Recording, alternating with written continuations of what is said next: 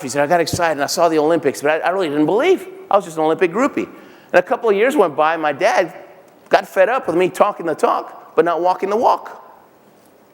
And he did something really smart. He said, Ruben, you like to read books. Why don't you read some biographies?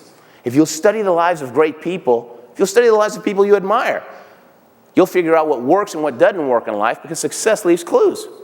I thought, these biographies sound like adventure stories, only they're true life adventures. So I started reading them, I started liking them. I've read hundreds of them since, and it didn't take long to realize that every biography is basically the same story. It's always a story of somebody had a dream, then they went through a struggle, and they had a victory. It's always dream, struggle, victory. Dream, struggle, victory, then somebody shows up, they want to write your book, right? And the one thing all these people had in common was they didn't quit. Sometimes these people, they went 20 years banging their head on the wall trying to figure out how to make that dream come true, but if they didn't quit, one of two things always happened. They either figured it out on their own through sheer trial and error, or they ran into somebody that became their mentor, their coach, somebody that had done what they were trying to do, and that person showed them the ropes and helped them out. And so after reading over these biographies, I made a decision to change my life. As a 5th grader, I said to myself, hey, if perseverance is the key to reaching your dream, from today on, Ruben doesn't quit anything. That's it.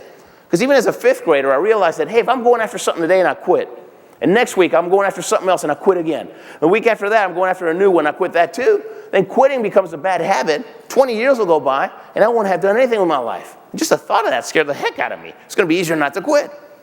And so that's a decision anybody can make right now. It's a decision that will change your life. Fast forward a couple of years, and now I'm a sophomore in high school. This kid walks up to me. He says, Ruben, you know what your nickname needs to be? I said, no, what? He goes, Bulldog. I said, Bulldog? Why? He goes, Bulldogs never quit. Bulldog grabs hold of your leg. He's not going to let go. I thought, is that right? He goes, yeah. I said, wow. Went to the library, got me a book on bulldogs. I'm a high C, by the way. And checked out, right? Checked out. I thought, wow. In fact, bulldogs are bred to be tenacious. Back in the olden days, they'd stick a handful of bulldogs in a bull ring with a bull, and it was a fight to the death.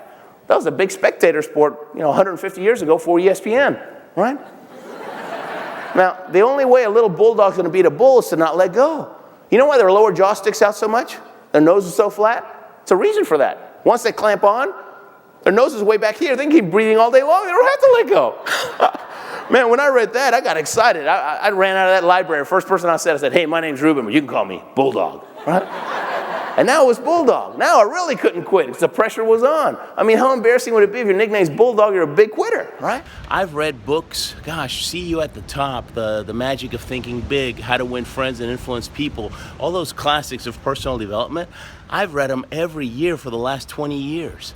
And it's amazing, every time I read these books, I find something new, right? And it's not that it's changed, I changed, right? I wasn't ready for that information last year, but now I'm at a different place, I've grown, and I can take that information, it jumps out at me, and I'm ready for it. See, because when the student is ready, the teacher will appear.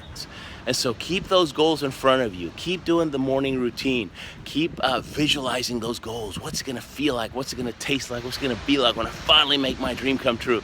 And once you start getting those early victories, your belief will skyrocket. And then you'll be ready to take on bigger challenges. And you'll grow into the person that went from climbing a little hill to climbing the Mount Everest of your dreams, to reaching the Olympics of your goals and dreams.